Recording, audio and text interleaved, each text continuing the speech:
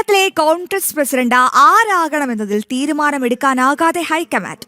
പ്രവർത്തക സമിതിയിൽ പങ്കെടുക്കാനായി ഡൽഹിയിലെത്തിയ മുഖ്യമന്ത്രി വി.ഡി. സതീശനും ആഭ്യന്തരമന്ത്രി രമേശ് ചെന്നിത്തലയും അധ്യക്ഷ സ്ഥാനം സംബന്ധിച്ച ഹൈക്കമാൻഡുമായി ചർച്ച നടത്തി.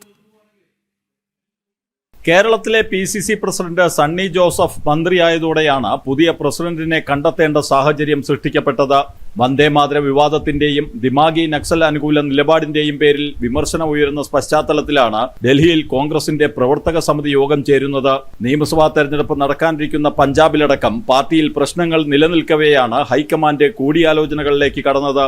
ജന്തർ മന്ദറിലെ പാറ്റ സമരത്തിന്റെയും ജാർഖണ്ഡ് വിദ്യാർത്ഥി സമരത്തിലെയും നിലപാടിൽ വിമർശനം ഉയർന്ന സാഹചര്യത്തിൽ പ്രതിരോധം തീർക്കാൻ തുടർ പ്രചാരണ പരിപാടികൾ കോൺഗ്രസ് ആലോചിക്കുന്നുണ്ട്. അയോധ്യ വിഷയത്തിൽ സമരത്തിന്റെ പേരിൽ സന്യാസ സമൂഹത്തെ അധിക്ഷേപിച്ചെന്ന പരാതി ഉയർന്നതും പാർട്ടിയെ പ്രതിരോധത്തിലാക്കിയിരുന്നു. ഇതൊക്കെ പ്രവർത്തക സമിതി ചർച്ച ചെയ്യുമ്പോഴും കേരളത്തിലെ അധ്യക്ഷ പദവിയും പാർട്ടിയുടെ മുന്നിൽ കീറാമുട്ടിയായിട്ടുണ്ട്. KC വേണുഗോപാൽ സതീശൻ പക്ഷങ്ങൾ തമ്മിൽ അഭിപ്രായ സമന്വയത്തിൽ എത്താൻ കഴിയാത്തതും പ്രതിസന്ധിക്ക് കാരണമാണ്. KPCC പ്രസിഡന്റ് തന്റെ വിശ്വസ്തനാകണം എന്ന കടുംപിടുത്തമാണ് മുഖ്യമന്ത്രിക്കും AICC സംഘടനാ ജനറൽ സെക്രട്ടറിക്കുമുള്ളത്. ജനം, ഡൽഹി.